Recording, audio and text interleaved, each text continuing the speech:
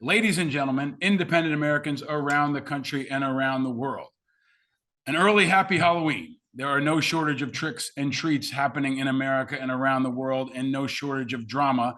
And we are very lucky and happy to bring back a returning champion, a friend of the show, and a clarion voice for America in these precarious times. The great and powerful Congressman Adam Kinzinger is back on Independent Americans. Welcome back, sir. Thanks, buddy. I'm powerful for another, month? 2 months. Well, good to be with you. Maybe more powerful when you're on. Yeah, You'll we'll be unshackled. That's true. I've kind of been that way lately anyway. Well, I want to talk about a lot of things. I want to talk about January 6th hearing, Ukraine, Election Day, independence, your future, maybe a little Evan McMullin, maybe Tulsi Gabbard. Just to kick it off, you are a new father. That's got to be kicking your ass more than almost anything else, and hopefully more gratifying than anything else. Where are you and how are you, man? Yeah, it's good. I'm home. It's being a dad's awesome. My wife's the hero because she does all the hard work, and I just get to play with him sometimes. But no, he's 9 months now, and so all that personality's coming out, and it puts it all in perspective, and I'm pretty stoked to have a little more time, or at least I'll say a little more control of my schedule. And so everything's been great, and just trying to save the country while raising a 9-month-old. Does he have a Halloween costume picked out yet? And do you? I don't. I got to think of it. Man, I'm always a last minute thing, and I usually just revert to wearing my flight suit and going as Iceman, but that's probably going to be done a lot this year, so I can't really do that. And we'll probably make him like a bee or something cool. I don't know. There you go. You got to raise the bar a little bit, man. You can't do Iceman every year. I can't do Joe the. You know what I could do? I could be a John Deere, and he could be like a tank, and I could just tug him along like you see in Ukraine all the time. See, I knew there was going to be a Ukraine thing here. I mean, I can't be Mr. Clean or Destro or Joe the Plumber every year. So you got to mix it up too. All right, man. Let's get into it. Last week's enormous January 6th hearing. Hope Hicks came in to talk to y'all again. I don't know how much you can share with us. You've been, I think, rightfully unloading on the Secret Service.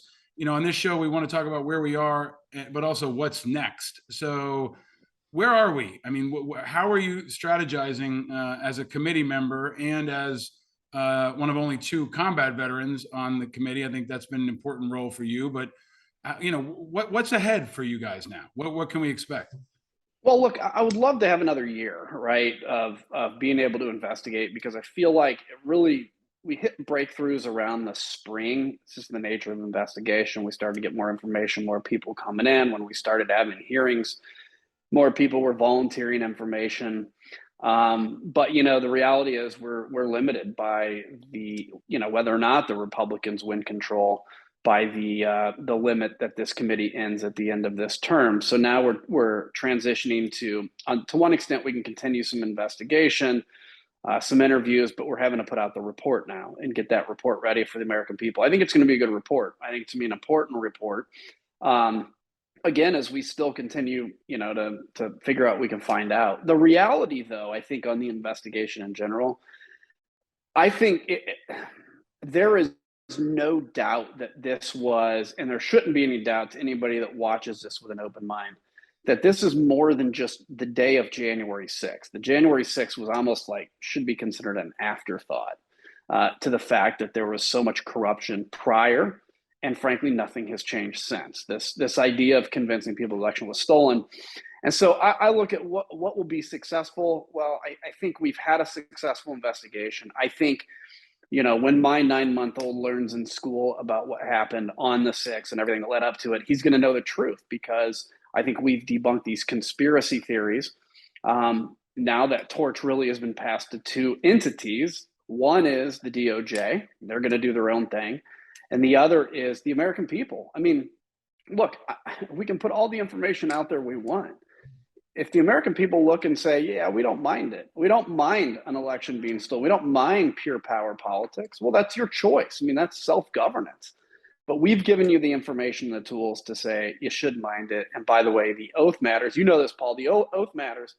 And the only thing that keeps you from violating that oath is your own sense of honor. So that's where we're at right now. So We're going to put that can you report get out a and pass couple the torch. more? Can you get a couple more of these? It's a spectacle. I mean, it's an important historical moment, but can you jam a couple more in? I mean, it feels like every time you shut down, you probably, your inboxes are probably filled with tips and more information, and you continue to talk to people. Can you do, one or two more of these high profile hearings? And then what's the unveiling of the report going to be like? I mean, that's going to be a hell of a show. But what is that unveiling going to be like? Yeah, so a lot of that we're still trying to figure out in terms of the unveiling. Our focus is putting a good product out. I don't personally predict there's going to be any more hearings. There may be if we get, again, information that we think it's imperative to get out right now. But right now, as we put together this, I think you'll see it sometime in early December. Probably the report is ready, and we may have a meeting or a hearing around that. But again, I think, the hearings this summer were so successful. And if there's one regret I have, and I don't think it's anything we could have changed, but is making the point when they were done of like, look, there is a lot of evidence here. This is on you now. We can keep putting on some more information, showing you more stuff, but this is your decision now. Well, is there a lame duck? I don't give a fuck anymore opportunity here for you and Liz Cheney and others, depending upon which way the election goes. I mean, that will impact how this is all received. So, is there a unique opportunity in the lame duck because you and Liz and others know you'll be out of there? Yeah, I mean, I think there's a unique opportunity regardless. I mean, I've been feeling like, it's time to. I've been fairly unleashed my whole career, but particularly of late, is like so much is at stake, and so yeah, there's some opportunity. But again, I think the this kind of grand finale that people are expecting, it'll be either the report or frankly it'll be whatever the Department of Justice ends up doing. Our charge is to give some recommendations, to tell the truth. I think we've shed a lot of light on what even the DOJ had no idea had happened. And we just have to now go through this election cycle, regroup, and figure out what's the lay of the land, where are what are people thinking, where are they at, and how do we continue to fight to defend democracy. And I think there's a few unique opportunities out there, including Evan McMullin, which I'm sure we'll talk about. But just this opportunity for Americans to get past their division of issues and actually start this uncomfortable alliance of defending self-governance. Yeah, I mean, I feel like, if the Republicans win, you're going to be relegated to some hearings in the basement somewhere, by the minority, like the hearings we saw in the past on the Iraq War and things like that. Maybe there's an opportunity for the Department of Justice to pick it up. Maybe that's the hope, right? If the Republicans win the House, and I think there is a really, you've built an expectation for a grand finale. Like, let's be straight here, right? This is like the season finale of a great series, and everybody's wondering if there's going to be a new season. And I think we won't find out until after the election. But either way, you're going to be a star in this show. But let's talk about the election. You've been very involved with Evan McMullin out in Utah and with Democrats and Republicans, and I want to talk a bit about that. But before I do, what's your prediction? You're a strategist. You got your ear to the ground here. Do you feel like the Republicans are gonna win the House, and what's the Senate going to look like? We saw Fetterman battle Oz last night. We've seen some other races tightening. Not what's your prediction here? Because I feel like you've got a sense of the moderate side of this country. You're almost like the legacy of a Chuck Hagel or a John McCain, Warren, the guys who don't really exist in the Republican Party anymore. But you have a unique sense. So, what's your prediction? Look, I think it's going to be a Republican year. I don't know if it's necessarily going to be a wave election. I think the concerns with the economy. I think, look, let's be critical of the Democrats for a second in their messaging. Inflation is a huge issue. They're pretending like it doesn't exist. The border is a huge issue. They're pretending like you're a racist if you want to talk about issues at the border. I mean, one of the big things Democrats had going for them was Russia and Ukraine. And I'll tell you, frankly, it's crazy to me that the Democrats and I are now basically fully aligned almost on foreign policy because the Republicans have lost their mind. But then you had these progressive members of Congress that put out this letter, even though they pulled it back. that, had to pair any aid with negotiations with a country that unilaterally invaded Ukraine. I think Democratic messaging this year has fully missed the mark. Yeah, you can go out and talk about democracy. That's important, but you have to recognize what's on people's, on their mind first. So I think it's going to be a Republican year. I don't think it's going to be a wave year. And I think from a Republican perspective, if you're, Kevin McCarthy or whatever, you're going to be the dog that caught the car. It is really easy. It's funny, when we lost the majority, I had a bunch of people tell me, including some Democratic friends, they said, being in the minority is great because you don't have to be for anything. You just have to be against everything. Now they have to be for something. They're going to impeach, Biden every week. It's going to be insane. But I do think this is going to be a Republican year, unless and I'll caveat it with, if there's a secret kind of that's not being noted in the polls, a turnout of, folks concerned about things like Roe versus Wade. Yeah, I think you're right about the messaging disconnect and on crime, right? That's a big one that they've missed on. They've missed on the inflation issue, while Biden keeps saying the economy's great. We've talked a lot about it in the show. I talked with Scott Galloway about how it doesn't feel great. I see prices going up. Everybody else sees prices going up. So it feels like they're disconnected from reality. But let's talk about the election. Well, I want to add to that, because I sensed it when, as a Republican that was dealing with kind of this rise of the far right. And, we would know that there was messaging we should be saying that's more attractive to the center of the country. But you would always be beholden to what Tucker Carlson was saying, what was on Fox News, that kind of stuff. That is a little of the dynamic in the Democrats right now. The Biden administration knows that they should be talking more about the border, because the border's a mess. They know that they should be talking more about crime, but they would then have to face the ire of AOC and some of those in the progressive caucus. And so that's a dynamic they don't know how to take on, or they're unwilling to. People can ignore it. That's the facts. I think that's what we're seeing. We can always count on Democrats to eat their own. We can always count on them to shoot themselves in the foot on a national security or crime issue, especially from the progressive wing at a critical time. But I want to ask you about one point specifically. You said, the Republicans are going to impeach Biden. What are they going to do to you? Like, they're going to come after you and Liz Cheney, and they're going to want your head on a spike. I mean, you're going to be enemy number one. So what are you anticipating they're going to come after you with?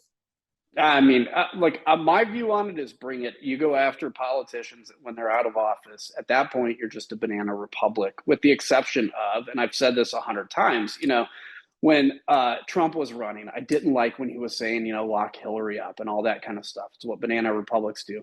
But when you have somebody that actually did attempt a coup on a country, I do think then justice has to come forward. So if they want to attack me and Liz, look, we're ready for it. I think it will show more of them, because what is it you disagree with? The truth? Okay. So I'm ready for whatever they bring, and we'll see. It could be fun. Mike Flynn's going to invoke your name in calls to prayer and calls to arm and the attacks on the rhinos. I mean, he's talking about you, and I think that there is a unique element to that, a scary element to that, a national security element to that. I mean, it's more than just about you and Cheney. It's also about, the domestic threat of extremism that they're fostering, and they're going to look for people to target, and you're going to be one of them. But you are fighting back. You've been out in Utah with Evan McMullin. He's been a guest on this show. We've covered that race at length. I think it's the most important race for independents in a generation, because he can be the case study. If he wins, he's the king of the independents, not Andrew Yang or anybody else. So what's your take on how close he is? You've been calling out Mike Lee, I think, very effectively. How close is Evan to winning this, and what's your prediction there? Look, I think Evan has the momentum. So I was out there, I guess, a week ago now, and the energy for Evan is incredible. And we did a democracy forum in front of 350 people. There were 150 people waiting in line for hours prior to make sure they could get a seat. We ended up with 700 or 800 that showed up. People waited and watched in the overflow room. You don't find that for any Senate candidate. So there's a lot of energy, a lot of momentum. He is up against common knowledge. Common knowledge says you can't win as an independent. Common knowledge says Democrats and Republicans will go home. The Democrats did something very smart in Utah. They get a lot of credit for. They did not put up a Democratic candidate. and they were willing to bite their tongue. They're not going to agree with everything Evan believes and does. He's generally pretty conservative, but he's way better than Mike Lee. And this can be an example to states where it's not competitive in a Senate race, which is most of them, or a House race, is how do we create this, what you and I have talked about, this uncomfortable alliance to defend democracy? It's not going to be comfortable to unite with reasonable Republicans, Democrats, and independents.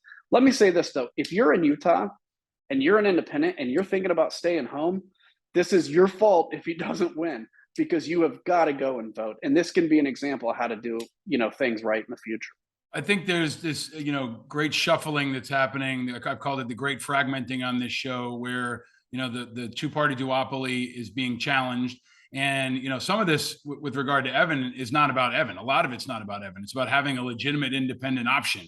And I think that's a big takeaway here. If he has a national security background, if he has a CIA background, I think that adds fuel injection to it. But I think that there is an opportunity here to make the case that independents can win where Democrats can't. Right? It may not happen in places where they'll struggle, but in places where Democrats can't, independents may be the best option to oppose insurrectionists and extremists. Well, and I think that's going to be important. I agree. And let me say, here's what we have to do. And I don't know how to do this, honestly, besides talk about it, is kind of deprogram people from this belief that there are two sides to every issue. Let's take the worst issue to talk about now, abortion, right? People think there's either pro-life or pro-choice. The reality is, Paul, there's like 100 different, positions you can take on abortion. Anything from abortion to the, day. I mean, you get it, all the different, places you could take. We've been convinced there's only two. And so the difficulty with independents running is people will be like, yeah, I love the idea of an independent. What's your view on abortion? Well, I'm pro-life. Oh, well, I'm pro-choice. Therefore, I'm going to go back to what I know. We have to get past that thinking and say, okay, we can have disagreements. There are different degrees of what we believe. And again, ultimately, people feel politically homeless. You can ask any Democrat or Republican, particularly Republicans right now. Are you a Republican? Yes. Do you feel politically homeless, however? And they'll say, yes, I feel politically homeless. That's what an independent movement has to gain steam on, and convince people there's not just two sides to everything. Well, I've been focused a lot on it on this show, and I've got other projects in the works that maybe we can combine on to elevate this. But I think there's a key point that I've talked to a lot of guests on the show about that's missing, which is leadership. It needs to be clarified. The independent brand needs to be elevated, clarified, compounded, diversified, right? Like right now, it's, by default, it's Andrew Yang or Evan McMullin, right? And it's been Steve Forbes and it's been Ross Perot and it's been others, but there is an opportunity to redefine that. I keep using it as an example because it's powerful and because it may be legitimate. The Rock would totally change the way people look at independence. And he might actually compete. If you put him up against Donald Trump and Joe Biden, you can't dismiss him because he's popular. And he's got a unique brand of independence that would redefine, especially how a young generation that is declaring themselves unaffiliated and independent would understand independence. So let me take that a step further for you. I've asked you this every time you're on the show. You're going to leave the GOP now? Look, I mean, I'm not ruling that out. I'm not really not leaving. Here's where I'm at right now.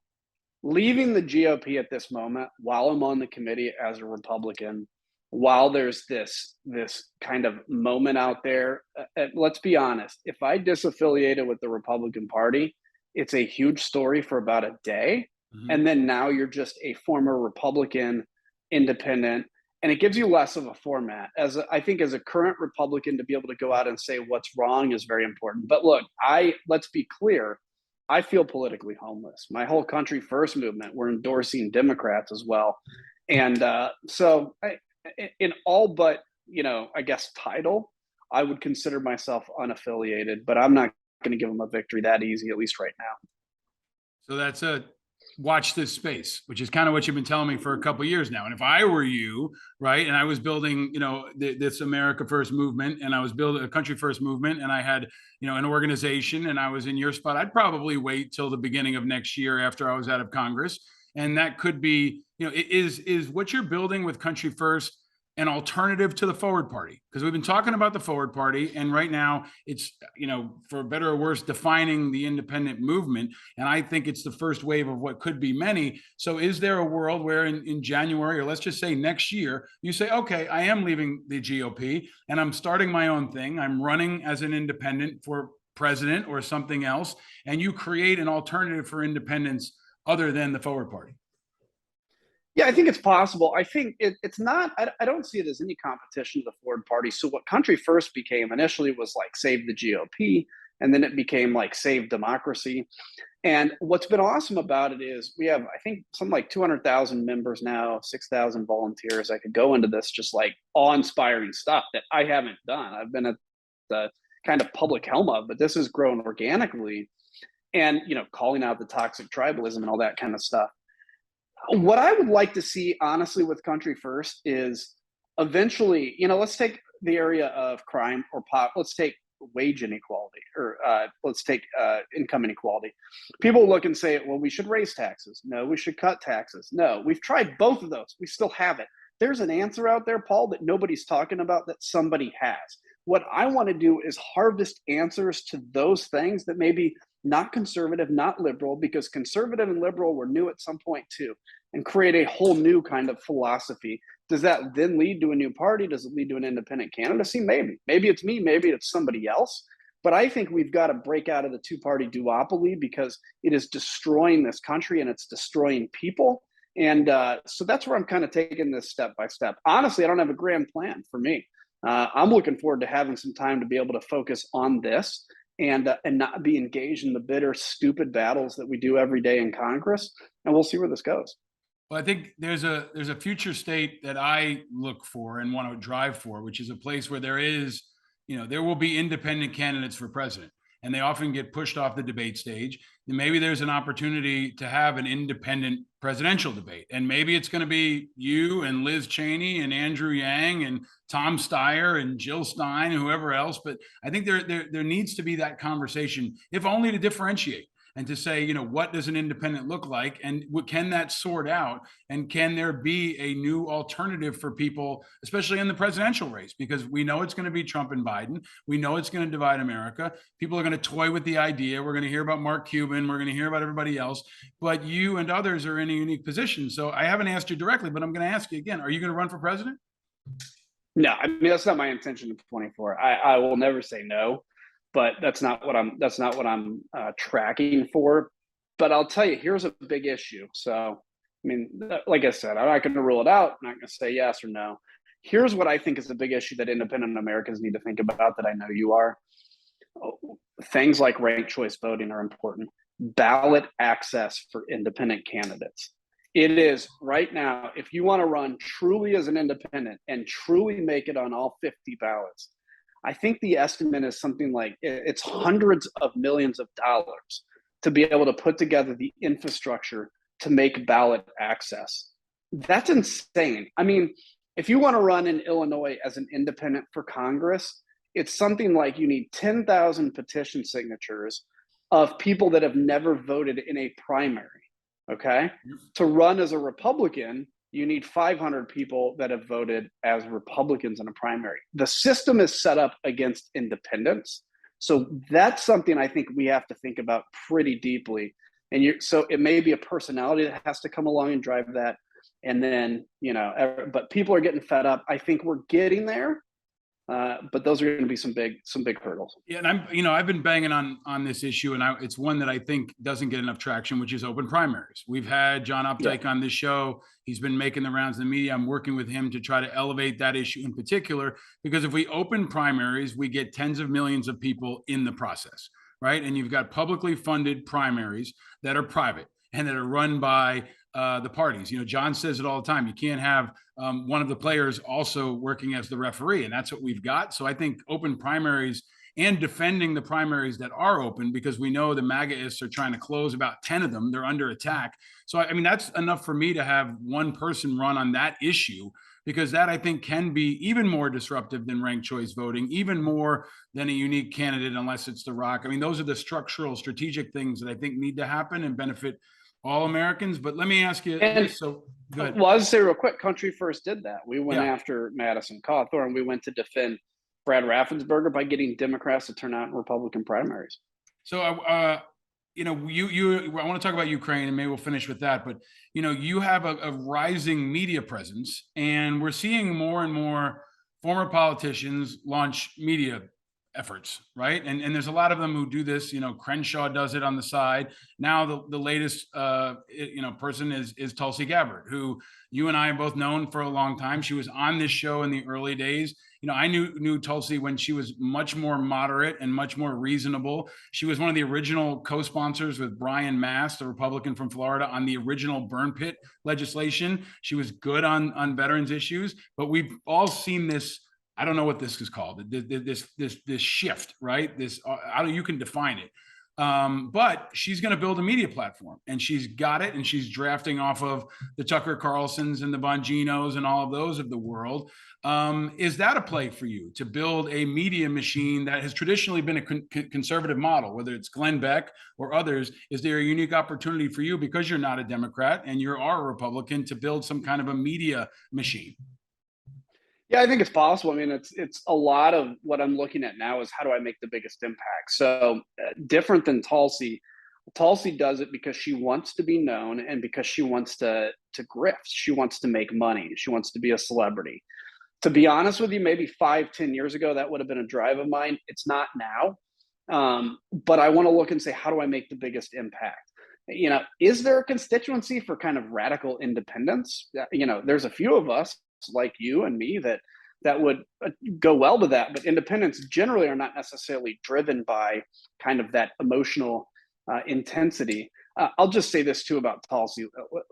When Assad gassed civilians, something changed in Tulsi because she started defending Assad, started claiming it was actually the rebels that gassed themselves. This Putin thing, I can't even begin to understand. She calls and Tucker both call me a warmonger. I don't know if they've ever called Vladimir Putin a warmonger. Something happens to people where they get brainworms when it comes to this fame and this making money. So yeah, maybe it's a play for me. Because I mean, honestly, we're going to have to play a different game to fight this emotion and hate and fear-driven kind of culture on the right. But my goodness, Tulsi Gabbard is a complete fraud, I believe. You know, I had her on the show early when she was, and I tried to hold her account on the Syria thing. And I asked her, you know, this was before she was full blown into it. And I said, what the hell are you doing on Syria? Where does this come from? And I tried to push her hard on it. And I think it's important to do that. But she's also, you know, I don't know what to make of her anymore, but I think she's become increasingly dangerous. And she's so against warmongering. Why is she still in the Guard? I don't understand that. If she hates the war machine, this is the real rub for me. And one of the things I would ask her, if you know, I got to debate whether or not I'd have her back on the show. But if she's so against this, how does she still carry a rifle for the United States military? That's where it doesn't click for me. And I think that's an inconsistency. And folks are even saying, hey, should we look into the UCMJ, see if she's violating the UCMJ as an officer in the military? These are the kinds of issues I think you and I uniquely understand, and we've got to hold her to account on, because she's a step away from Mike Flynn. She's a step away from wearing the uniform on the campaign trail and saying, hey, look at me, I'm here on behalf of the American military. So it's a dangerous component there that I don't think has been pulled apart. I fully agree with you, because look, it is, first off, she uses the Guard as a prop. Let's just be honest, okay? Every time when I go on active duty, I don't tweet and do videos from active duty about how awesome I am because I'm on active duty.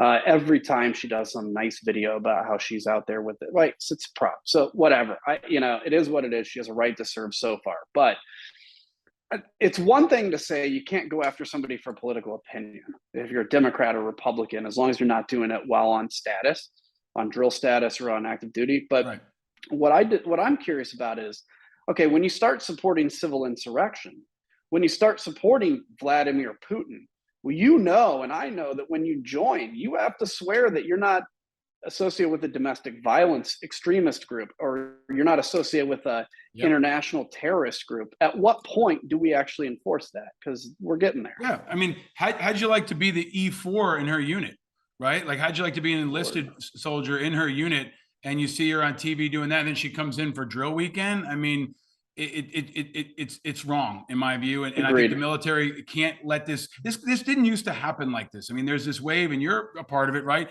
More members of Congress who are still in the Guard and Reserve, Lindsey Graham, so many others that go to drill weekend and come back, but it's a very fine line. I got out of the Guard because I couldn't do it anymore. And I was early in 2004, 2005. People told me I was violating the Hatch Act, that I was violating the UCMJ because I went on television and talked about Iraq. Those were the early days, but there's been kind of an acceptance of this that I think needs to be reevaluated. But let me bring us around the bend here and take us home on Ukraine, because you and I have been focused on it. The show is focused on it. Your viewpoint is unique. You were on, earlier this year to talk about a no-fly zone. And now Zelensky is saying, again, close our skies. I feel like the country has sort of moved toward understanding a bit more why that's important. Simultaneously, we've got the progressives with this idiotic, dumb, sloppy concession. They want to basically appease Putin, and then they walk it back. Like I said, you can always count on progressives to roll a hand grenade in the Democrats' tent on national security, usually right before an election. So that's progressives being progressive. But there's also another piece of this that I want to ask you about, Adam. Putin, this is Putin's game. He knew that he could wait for progressives to start to go against the war. He knew that he could wait for Republicans to take back the House and maybe the Senate and start to weaken support for the war. He knew that Trump would eventually declare and would probably call for pulling back on support for Ukraine. So if you're in Ukraine right now, you're nervous about America's support, and I think they should be. I wish it wasn't that way, but they should be. Can you talk about that part in particular? Because I don't think most Americans understand that Putin's been playing this long game all along. Yeah, Paul, when you have no value for human life, you're at an advantage. Okay. So Putin's advantage is he can kill civilians and have no, compunction about that, no concern. He also can kill as many of his own soldiers, just throwing them into a meat grinder to buy time, and he doesn't care. Okay, so that's a bit of an advantage he has. He looks at this and says, we're going in the winter. America generally has a very short attention span. You can always count on, like you said, Donald Trump to come in and talk about how great of a man Putin is. And all these cracks start to develop where eventually America gets fatigued. And we get tired of hearing about it. And, oh, there's still a war in Ukraine. How come they haven't won now? By the way, quick message to anybody from the Biden administration watching. You guys need to get rid of the Jake Sullivan school of thought and actually start getting this war over with. Stop being concerned about escalation constantly and end this war. That's how you get past this. But that's exactly what he's doing. He's waiting it out. He's hoping this consensus goes away, and eventually fatigue sets in. I think he's underestimating, as he has, the Ukrainian will and the Ukrainian people. And frankly, I think he's underestimating the will of the West to stay engaged in this. But that's the issue. That's what he's doing with nuclear weapons, is trying to put fear in us.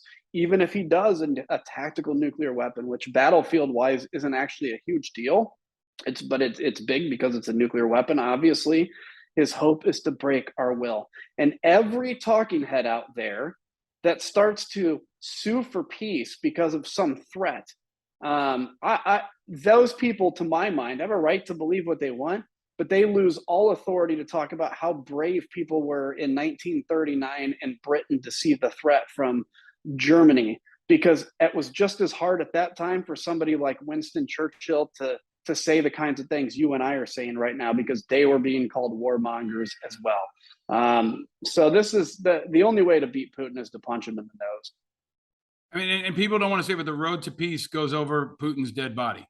That's right. Yeah, that's right. It has to be said like that because it has to be defined and it has to be clarified. And whether that comes, from a Ukrainian missile or from, a Russian, someone in Russia internally. I mean, this is not going to end until he's gone. I mean, yeah, maybe you can put him in jail, you can lock him up, you can send him to The Hague, but until they're completely out of Ukraine, which is possible, right? You've made this point. We're giving them enough to hold off the Russians, but not to win. And it's time to turn up that knob and give them everything they need to win. So to that point, is the call a no-fly zone? I mean, can we get them Patriot missiles? We've gotten them HIMARS now. What needs to be next on the arsenal, and what needs to be next in the policy push from the president? Well, so I've been calling for giving them F-16s, and we could have started training their pilots about 2 months ago on this. So in about a month, they would be ready to fly these F-16s. They haven't started yet. And by the way, I keep getting indications that the White House is close and then backs off, close and then backs off. I'm hearing it's Jake Sullivan, but it's somebody on the national security team. I think given the ATACMS, which is the longer range HIMARS, you don't give it to, I think with that one, it's okay to say pre-approved targets will give you a limited number because they travel pretty far and they're actually pretty expensive. And I think we need to start looking at main battle tanks. Right now, right, Ukraine is starting to get a bit of advantage on tanks because they're capturing and destroying far more than the Russians are with them. But we can put that to bed pretty quick, as well as, of course, air defense. The air defense capability is getting better. I don't know the technicality. Some Navy guy probably knows this better, but like the CRAM system, the phalanx, can that defend against these Ukrainian drones? I would think they could on certain areas. And secondarily, we should be unleashing hell, or at least allowing Ukraine or anybody to unleash hell on Ukrainian or Iranian drone operators in Crimea. Hey, let me ask you this. The legacy of Jake Sullivan is worrying about optics and getting the battlefield wrong, right? Like, that's going to be the legacy here. How does this guy still have a job, and why has nobody called for Jake Sullivan to be fired, especially after Afghanistan? I don't know, maybe you've called for it and I haven't seen it, but why not call for this guy to be fired since he's at the epicenter of all of this? Yeah, I think it's true. I haven't called for it officially, and it may be worth doing. I'm not sure how many people know who he is even, but yeah, that's what Afghanistan is. That was, that's his legacy, which I'm bitter about, as you are. And Russia, look, the Biden administration's done a good job on Russia. I don't mean to shed light on, but they have lived in this fear of escalation continually. And I think it has drugged this war out longer, further, and more violent than it should be. And so I hope he changes his mind. But we'll see. We'll see. I think, frankly, the president needs to, if he doesn't fire Jake Sullivan, to start listening to some other voices out there. Well, it would help to have a national security advisor that served in uniform, and Jake Sullivan hasn't. And you can see that lack of understanding on a very visceral level. Maybe they'll consider you for the job after you're out of that. One last thing I got to ask you about, because if I don't, they'll beat me up about it, and I want to give them love. The fellas are everywhere. You're a fella. You've got your, awesome fella. We've talked about it on the show before, but you got, the you in an F-18 with wheels and a dog, basically a dog character of you that's part of the fellas. We joke around about it, but these folks are making a difference. Can you talk about that from your unique viewpoint, about like what the fellas are doing that's actually mattering? It's not just a joke. Yeah, so NAFO, it's the North Atlantic Fellow Organization. This basically came out of nowhere organically as a way to push back against Russians and Russian disinformation. There's a long, rich history in former Soviet bloc that, like, you fight propaganda with sarcasm and with jokes. That's what this is. It's stupid dog memes that are hilarious, pushing back against the absurdity of what some of these Russian disinformation characters are doing. And it is incredibly effective.